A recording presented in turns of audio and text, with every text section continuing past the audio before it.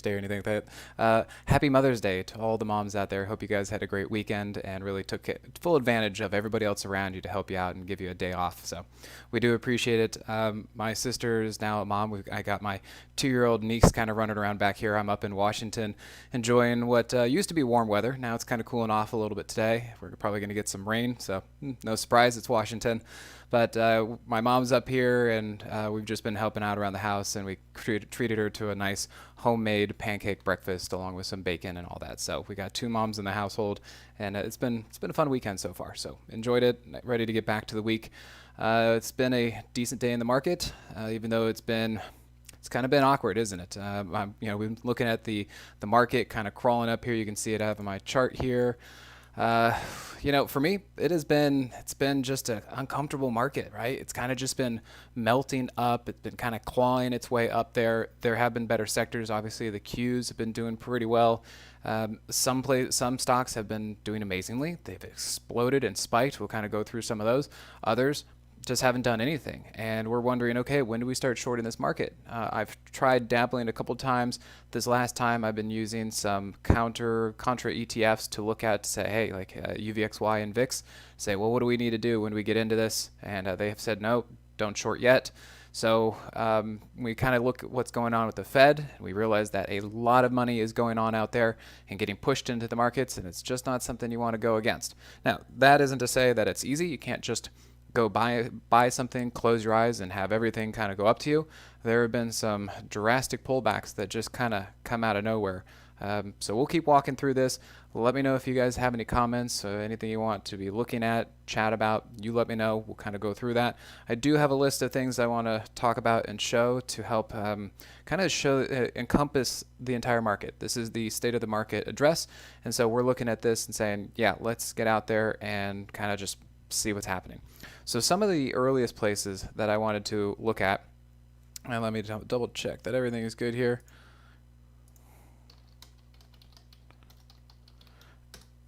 Is in the airlines. So I don't know if anybody has heard, but Berkshire Hathaway, which is basically Warren Buffett and his company, they have sold all of their holdings.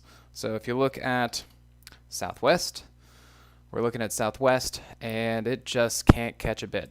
And Southwest, I really like Southwest. I fly on Southwest all the time. And I was looking in through here. I was looking for a bid right here as price was coming into the hourly 50, the 15-minute 50 as well. My indicators and stuff look good. There was a lot of volume coming in. And that volume might have actually been selling volume, because the day after I got in, it imploded, and that was the news when Berkshire Hathaway sold their holdings with it. So there you go. Big news on that one. And when we're looking at this, they just can't get over their moving averages. They just can't find something to hang on to. So if you wanted to be shorting something, that was one of the few that I actually found was shortable, but that's based on some news. Let's look at Delta. Some big movements, as you can see, and then they just give it all back. They do this big old pop, and then they just give it back. So the Delta is actually hanging on a little bit better, mostly just flat. Is it tradable? Not unless you can kind of find these lower time stuff, 15-minute, 5-minute, something like that in those intervals, because trying to trade on the daily chart, not happening. Trying to trade on the hourly chart, kind of happening, but still really tough to be looking at that. You're going to have to be down lower, almost day trading this kind of stuff. Another one, let's look at United Airlines, UAL. Kind of closer to Delta. You can see it's just hanging in there, kind of slowly melting down. But again, is that something you really want to short? Probably not, unless you are down on the lower time frames day trading. Save was one of the first to actually take this big pop last week or so, and since then it's fizzled. You can even see, look at all the volume that has started to move around. Now, is that selling volume? Is that buying volume? Is it just churn volume? We don't know, because nothing's really happening to it. It is holding, but that doesn't necessarily mean anything, because Southwest held for a while, and then it continued to go down. So be very careful on some of these things when we're out there. AAL, expect that one to be mostly the same. And then we can kind of jump over to, say, Carnival Cruise Lines, and we're looking at that. So CCL, what's going on with it? Not much. Lots of volume. It's huge volume.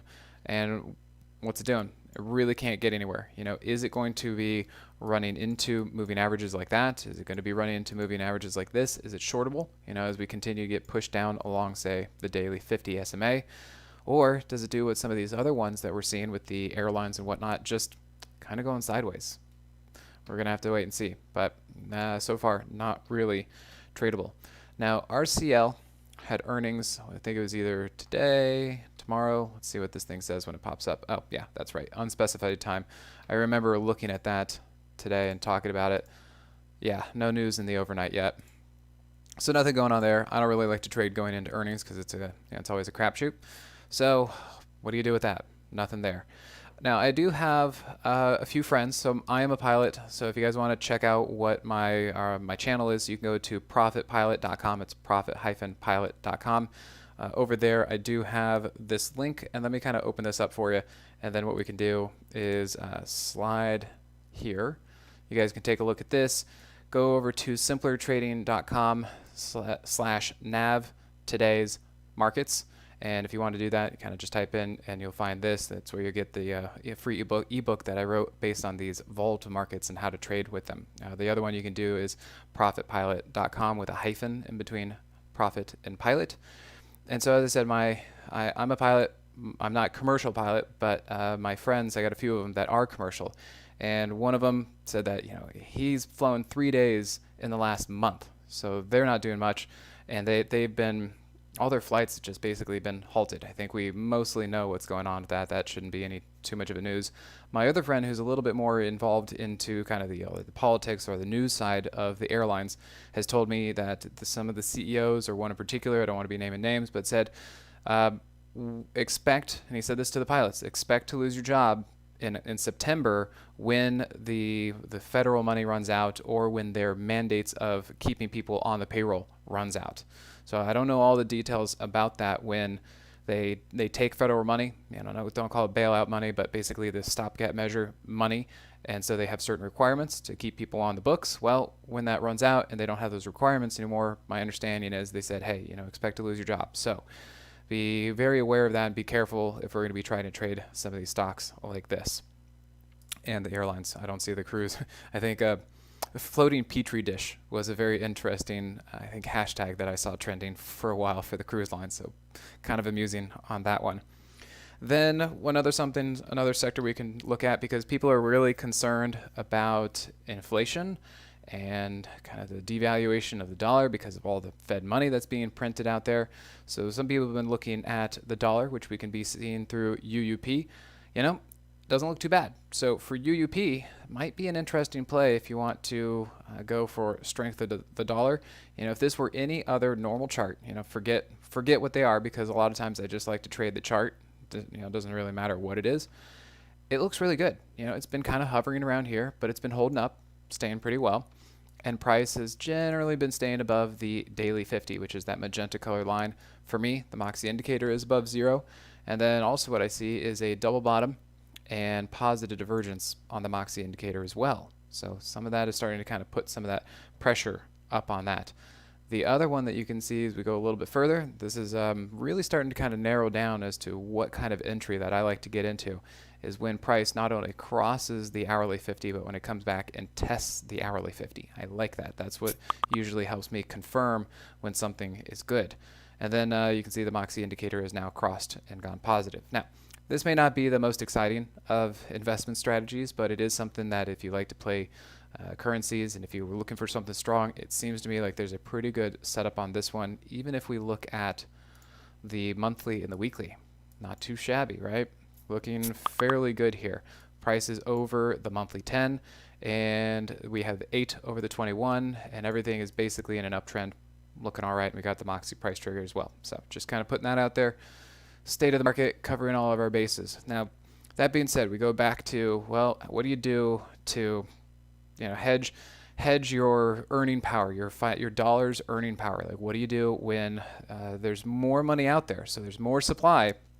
It theoretically devalues your purchasing power, so which is inflation, and that's where we're trying to have to figure out how we go against. A lot of people think about gold, think about money markets. How do we make sure that our dollar at least stays up with inflation? And that's why we a lot of times see things like GLD taking off, precious metals. They have been taken off for a while. They're consolidating for now. I haven't seen an entry recently. So with GLD, based on, actually, let me blow this up to, no, not that one. How about this? Come on. There we go. Got to let it think a little bit. All right, so what I'm looking at for this one, I like to use kind of a bigger chart like this since I don't need to be looking at the 15-minute time frame. The daily chart looking pretty good. You know, it looks to me like this is more or less just a flag. We got the 8 over the 21. We have the 50 still in an uptrend. Now, price is somewhat far away from the daily 50, so that's why I imagine it kind of needs to take a little breather and figure out when it wants to catch its breath and go up. The Moxie indicator still above 0, meaning we still have upward momentum, and we also have a squeeze forming. So nice tight compression before something happens. On the hourly chart, I don't see anything yet because the indicator is still below 0. I want either divergence to set up, or I want to see it actually get above 0 to show positive energy, positive momentum. But I do see that price is coming into, say, the hourly 200 for possible support. So between these two things, structurally, gold looks fairly good. And another way that I like to kind of play this sector is actually play GDX or Nugget to get some of the triple leverage. Don, I am not so much about the options. Options aren't really my forte. I'm mostly just a chartist. I like to just play the straight stock. So, you know, if you're talking about putting a put spread on something like that, I can't really say to that. But what I am saying is that the dollar UUP generally looks like it wants to go up, and I see a lot of supporting moving averages underneath that would help that direction. So whatever kind of trade you want to put on, how you want to structure it, that's going to be up to you. Yeah, Joel, I have heard about this reserve split. I'm not entirely sure. I've looked briefly into see what it is. I can't tell if that has been just a marketing ploy, and so people are trying to capitalize on some of the money of advertising and people not knowing what that is. So I'm not entirely sure what the details are with that, and if you can send me some more information on what it is that you might have. When I looked around, there was not a clear answer. So GDX. Let's get over there and kind of show you something with that. It too has had a really solid move, so we're just kind of waiting for the next something to come up, and right now not quite seeing it. You can actually see for me, I've got this red arrow that says don't go long yet. Now it's not a short, it's not like, and longer term maybe if you want you can stay in, but that's up to you and what's going on. But I'm just looking for a new re-entry at some point. Now, gold miners don't always keep up with gold itself, so you'll have to kind of make your decision which one you want to play. Stick to the charts, read them. Now, another one, silver, SLV. You know, it is amazing to see what got hammered during this basically pandemic crisis. You know, we look at things like even JNUG. We start looking at some of these leveraged ETFs, and they just got imploded. So very strange to see what has happened and the results that happen. Yeah, Joel, you got the same answer. Yeah, about that reserve split. So we'll have to see if more information comes out about that. But I'm glad you're on the same page and I wasn't missing anything. All right, so as far as silver, you know, normally looks pretty good. I tend to like when price actually comes back and tests the 50, like the daily 50. But I have been seeing a lot, and let me just say this as far as when there is interest in buying something, when there is more than just a technical reason to buy something, like when people are like, oh, I really need to get this, either because something is taking off or because there's fear or there's greed, like there's fear about inflation, so people want to hedge, and there's a lot of buying of, say, precious metals. They don't always right away follow the typical rules that I like to see. So, for example, silver may not actually come back down and test the daily 50.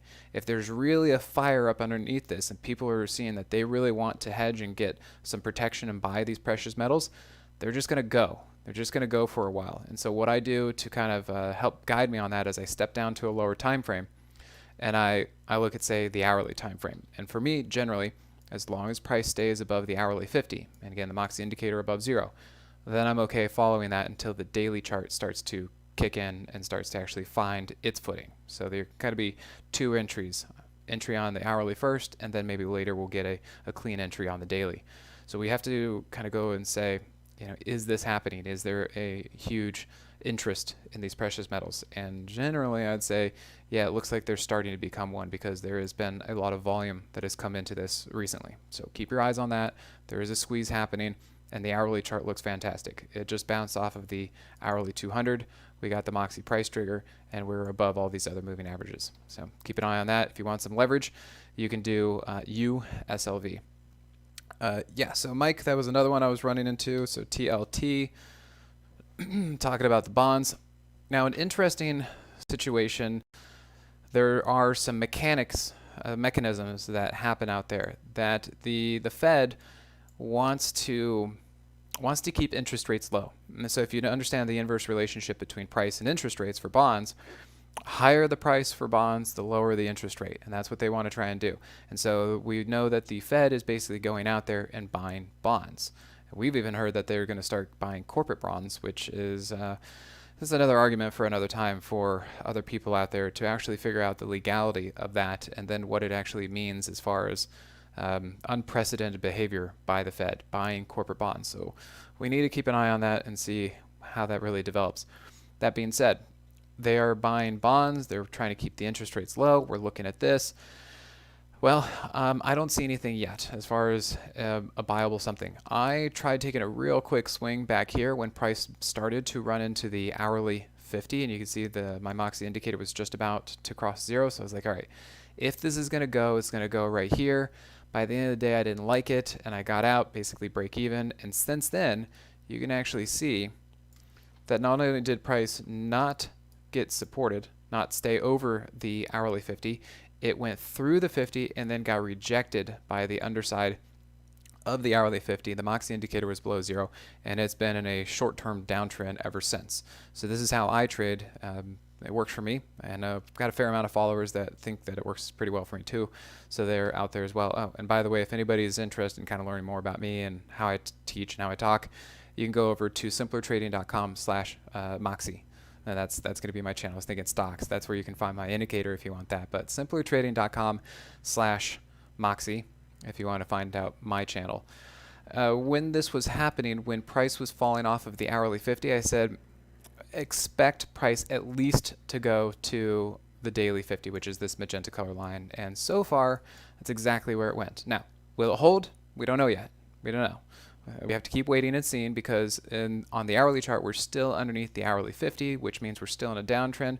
So until we can get over and then prove that moving average as support, we're still technically in a downtrend. So I can't say too much yet.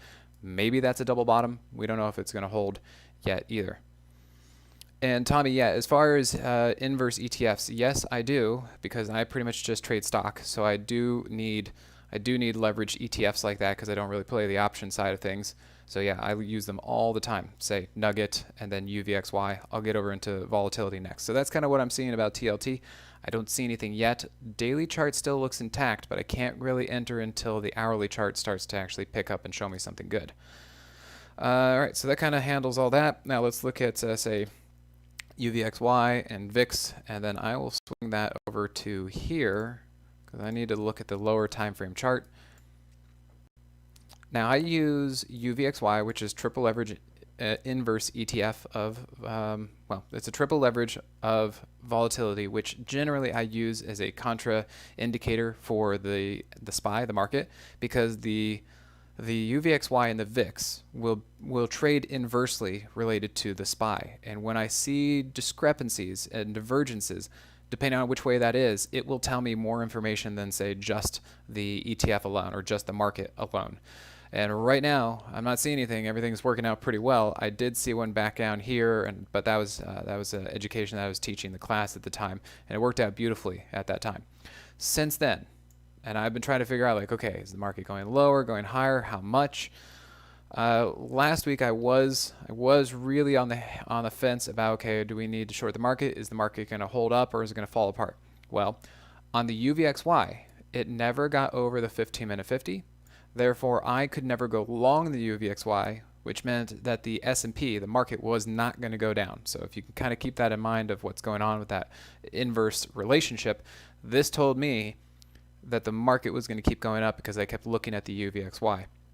The other thing I could see is the Moxie indicator was below zero the entire time. Same thing here on the hourly chart. It was below zero the whole time, so there was never a long entry on VIX, UVXY. Now, It is getting a little overheated to the downside, but it's volatility. Volatility can keep imploding. It is not a normal stock. It is volatility. It's just a representation, and it doesn't have to always behave by normal market rules that we would think of with a company. So you got to treat this one a little bit differently. The fact that it looks oversold and it's starting to move away from its moving averages, that can keep up for a while. But let me kind of switch back over to say the Qs. We'll kind of get over this, and then just so you guys know, this is this series of events that we have on Monday for the state of the market. For me, at least, I'm kind of be looking at general overarching things, not necessarily particular stocks, because this isn't going to be a stock picking session. This is a state of the market, and we're trying to look at various key sectors and indices that try and tell us the overall picture. Looking at individual stocks is going to be more of a stock picking situation. Now, with the Qs, I do see that we're starting to get a little overbought. I just can't see it any other way. Now, it's been great, but you know what they say, when it gets too good, something else is going to happen. When everybody's long, something else is going to happen. And for now, I'm seeing that price is getting outside of the 30 ATR on the hourly chart. We have a very large gap between price and the hourly 50, which, anytime that there's too much distance between the price and that moving average, they tend to come back. And then I'm seeing that there's a big gap between price and the 8 EMA on the daily chart.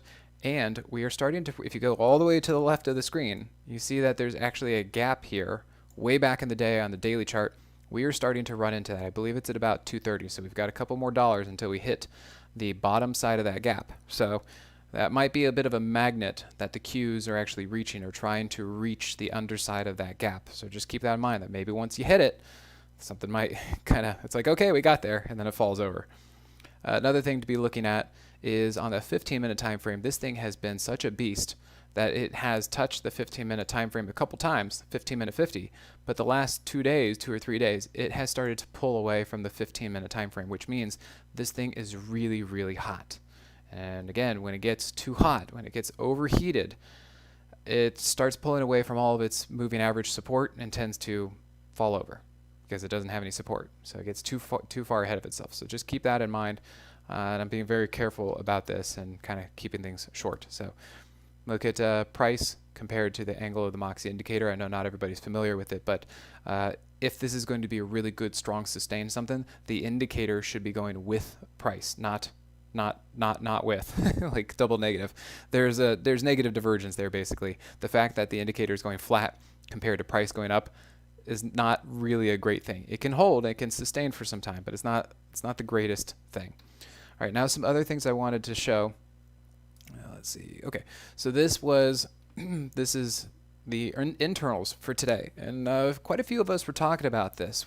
I've got my channel. We had somebody bring this to my attention. I said, yeah, Sam and I are talking about this, and we're trying to figure out what is going on. Like this doesn't make sense. This is the advanced decline volume. So of volume, how many shares are being bought versus sold, flow, order volume flow. And in the NYSE, it was negative. So think about the S&P, that kind of thing. It was negative. We had negative order flow. We had more negative orders than positive orders. Now the NASDAQ was actually slightly positive. I think that also goes along with what we've been seeing. You can see that the S&P is kind of basically flat, whereas the Qs keep going up. There's definitely much more strength in the Qs and in technology and tech. That being said, the S&P did go up for most of the day, despite negative order flow. Kind of makes you want to scratch your head and think, what's going on? How does that doesn't make sense. It's usually negative. The other thing is, look at, this is the advanced decline of stocks. So were stocks advancing or were stocks declining? More stocks were declining than advancing, so we got a net negative number. So that also kind of tells you that the up moves in today were basically into very few stocks. Most other stocks were not doing well. They were starting to go down. They were net negative. So this is starting to tell us that all of the money, call it the Fed money or whatever you want to call it, is all kind of being concentrated into a handful of stocks holding the rest of the market up. Keep that in mind. It is not very good. And Paul, you're exactly right. Supported by big tech. Absolutely. That's what's going on. So The stocks that are doing really well is where all the money is going. The rest of the stocks in the market are not doing well, and that can't go on forever. It's going to be a problem because you can't have 5 people hold up a ship of 100 people. It just can't help. Everybody needs to have an oar, and everybody needs to be paddling to go in the same direction in order for it to be working. So keep that in mind. And then other things that I wanted to show. This is always cringeworthy. This is the Fed balance sheet, basically.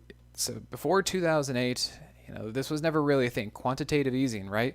Wasn't really a thing. And when the market started to crash in 2008, and there were a lot of toxic mortgages, toxic assets, the government said, okay, well, we need the banks to get back on board and get afloat. And how do we fix that? Well, let's take their bad stuff. Let's take their junk off them, and so that they can free things up and actually go to business again. So they put in a lot of money, and they took off all these bad toxic assets, and now the government, own this. And you can see that is what this initial spike was right here. That's how much the Fed now owns of toxic assets. So that was QE, and then we get QE like 2, and then 3, and then 4, and we're thinking, okay, how much more are we going to do of this? And so we finally stop right here, and we actually start to taper it off. We actually start to unwind the Fed balance sheet. And I'm a little disappointed. It's like we did 1, 2, 3, and 4 over the course of a long time, and then we go neutral for a while. We can't even raise interest rates. We can't even get those back up to normal levels. And we can't even work off all the debt that we have until the next something that arrives. Now, the crazy thing to think, and I don't know if everybody knows this, and kind of do some research to figure out what you want to do about this, but the Fed actually started buying assets in September of 2019 when the market was apparently doing well and the economy apparently was doing well. Why was the Fed buying assets to help boost the stock market when apparently everything was doing well? A little question to ask. And then we get the pandemic with the coronavirus, and then you can just see, we're up to like 5 trillion or more right now that the Fed has basically bought of assets. So the Fed now has a ton of assets, which what are we gonna, what are we gonna do about that? It's another question for other people that know more about this stuff. But just know that the government now owns and holds a lot of assets, and that is something to think about. And that also matters because of our interest rates. These are debts and obligations that we're gonna have to pay, that the government has to pay. So yes, having low interest rates is good for that sake. Otherwise, we're never gonna pay it off, which is another thing. Like, well, what do we do about interest rates in the future? Okay.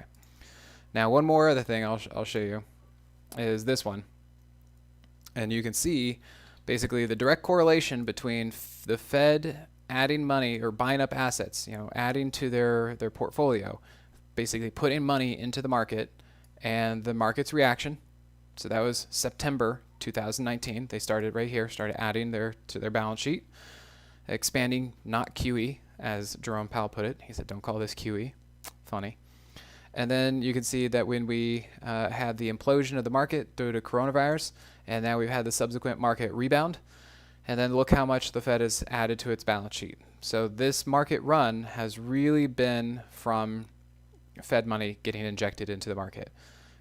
We don't know what that's going to do. We don't know what kind of ramifications and consequences that might have later on, but this is something that we really need to keep an eye on, be aware of it, understand what's going on, and why things are, feeling a little weird and manipulated out there. Case in point, the Qs. So just see what we can do about that.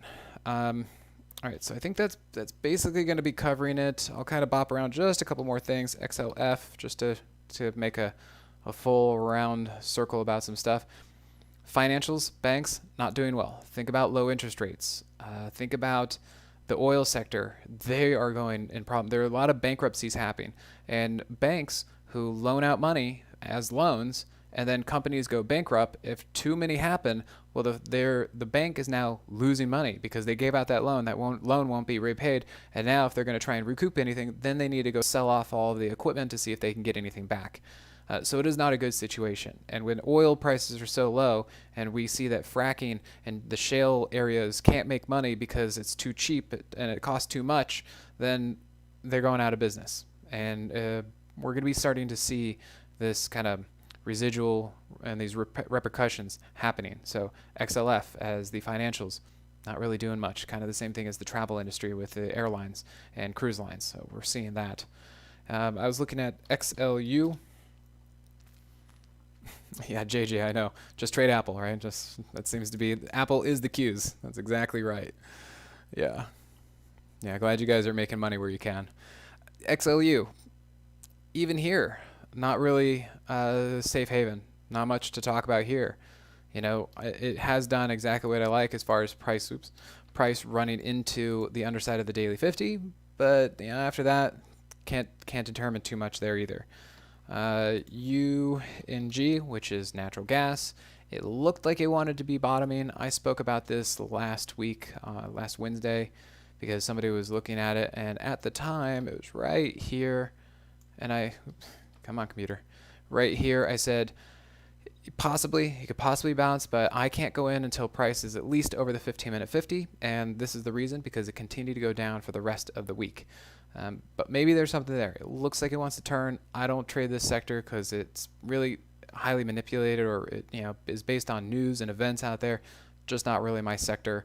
I don't want some king or prince out in some other time zone to say something to really throw off my position and cause me to lose money. And then USO. What's there to say about this one either? It's at least hit a floor. Looks like it's trying to rebound. It's trying to stay over some of these moving averages. But what's it going to do? These things probably aren't going to rebound until the economy really starts to open, because, here in Texas, now I'm up here in Washington, I just filled up the boat for $2.29, which is great. But in Austin, my buddy was able to get gas for $1.17 a gallon. And I was able to fly from Austin to here nonstop for $120 one way. So take advantage of things while you can. If you're not hurting too much, take advantage of some of these good deals while you can. In fact, we've seen Amazon and Shopify and all these other stocks doing pretty well because, well, people aren't going to stores to buy, they're buying things online. So case in point, my brother-in-law and I just bought a new wakeboard since we're up here for a while, and we bought it online because the store's closed. Now, the store is open, but they have to move all of their stuff online, so we got a really great deal. I mean, we got a nice wakeboard and boots for $300, which is really, really good. So we said, okay, let's go halvesies on it. And now we got that. So if people can be handling things, just kind of look for the pockets of strength and where to go from there. Other than that, I think that pretty much covers it. Let me get back to showing you this last little something, how to trade volatile markets, because, hey, that's exactly what we're in, isn't it? So you go over here to simplertrading.com/nav-today's-markets, but navigate today's markets. We've got that in the captions, or in the comments. There you go, comments out there. And then if you guys have any questions, come over here to simplertrading.com. You can find me there. simplertrading.com/Moxie is where I am. But this will be the first place to start. Come get this free ebook. And thanks again for everybody. Appreciate you tuning in. Sorry I couldn't get everybody's questions, but we'll be rotating through this, and you'll see me in another couple of weeks about the state of the market. So thanks again, everybody. Take care, and I will talk